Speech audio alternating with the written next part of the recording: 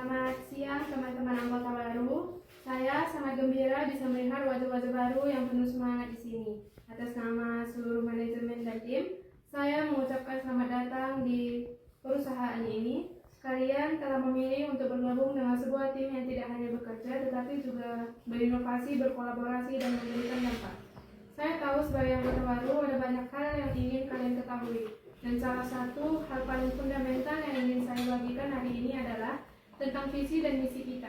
Ini bukan sekedar kata-kata indah yang tertulis di dinding, melainkan kompas yang memandu setiap langkah kita dan jantung yang memompa semangat di setiap pekerjaan yang kita lakukan. Visi kita di perusahaan ini yaitu menjadi pemimpin inovasi di industri yang memberikan solusi berkelanjutan untuk masyarakat. Bayangkan sejenak apa artinya itu. Itu berarti kita tidak hanya berambisi menjadi yang terbaik, tetapi kita ingin menjadi pelopor.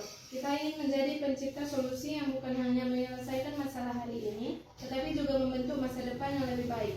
Visi ini adalah bintang utara kita, tujuan jangka panjang yang selalu kita tuju. Misi kita yaitu yang pertama, mengembangkan produk atau layanan inovatif dan berkualitas tinggi. Yang kedua, membangun tim yang kolaboratif dan berorientasi pada solusi. Yang ketiga, menerapkan praktik bisnis yang berkelanjutan dan bertanggung jawab sosial. Setiap poin dalam misi ini adalah langkah konkret yang kita ambil setiap hari. Jika visi adalah apa yang ingin kita capai, maka misi adalah bagaimana kita akan mencapainya. Ini adalah janji kita kepada diri sendiri, kepada pelanggan, dan kepada masyarakat. Teman-teman sekalian, kalian adalah bagian penting dari perjalanan ini. Setiap dari kalian membawa bakat unik, perspektif baru, dan energi luar biasa yang sangat kita butuhkan. Kalian bukan hanya pekerja, kalian adalah agen perubahan, inovator, dan kontributor dalam mewujudkan visi dan misi kita. Tapi data yang diberi syukur itu jelas-jelas tidak akurat. Ini akan merusak keseluruhan laporan kita.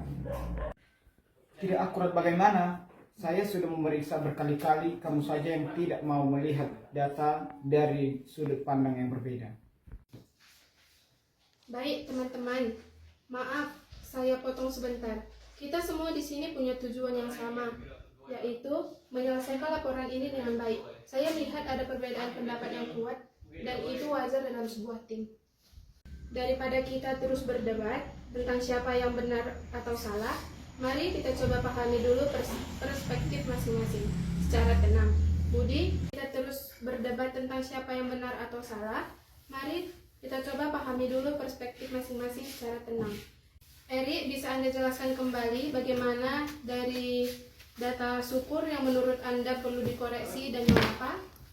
Menurut saya, angka proyeksi penjualan di kuartal 3 ini terlalu optimis. Berdasarkan tren pasar terbaru, itu tidak realistis.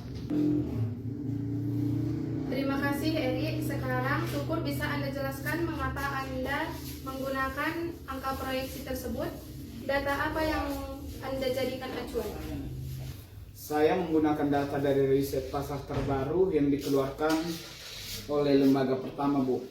Mereka memprediksi ada peningkatan signifikan permintaan di segmen produk kita yang mendukung proyeksi saya. Baik, saya paham sekarang duduk permasalahannya. Eri, kekhawatiran Anda tentang realisme data itu penting.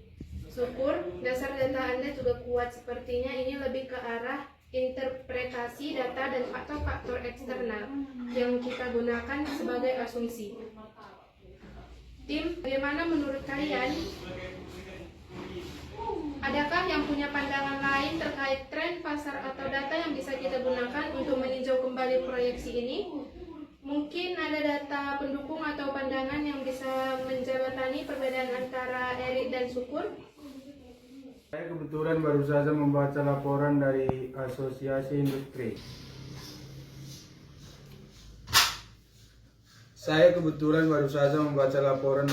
Asosiasi Industri. Mereka memang menunjukkan tren positif, tapi ada catatan tentang potensi perlambatan di akhir kuartal karena isu pasokan bahan baku. Oke, terima kasih Yoga. Itu masukan yang sangat berharga. Nah, Erik dan Syukur, bagaimana jika kita pertimbangkan informasi ini? Mungkin ini bisa merevisi proyeksi penjualan dengan memasukkan faktor potensi perlambatan yang disampaikan oleh Yoga, sehingga angkanya menjadi lebih realistis namun tetap optimis. Saya setuju jika ada penyesuaian. Itu akan membuat laporan kita lebih kredibel. Saya juga tidak masalah jika ada penyesuaian minor, asalkan dasar data riset pasarnya tetap dipertimbangkan. Bagus, ini adalah solusi yang konstruktif. Jadi kesepakatannya begini. Syukur, tolong tinjau kembali angka proyeksi dengan mempertimbangkan data dari asosiasi industri yang disebutkan oleh Yoga. Eri, tolong bantu Syukur untuk menganalisis dampaknya terhadap bagian laporan Anda. Mari kita sepakati proyeksi baru ini terus selesai dan direvisi paling lambat besok pagi. Siap, Bu. Ingat teman-teman, perbedaan pendapat itu sehat dan bisa membawa kita pada solusi terbaik. Yang terpenting adalah bagaimana kita mengelola perbedaan itu untuk kepentingan bersama dan proyek kita. Mari kita terus berkolaborasi dan saling mendukung.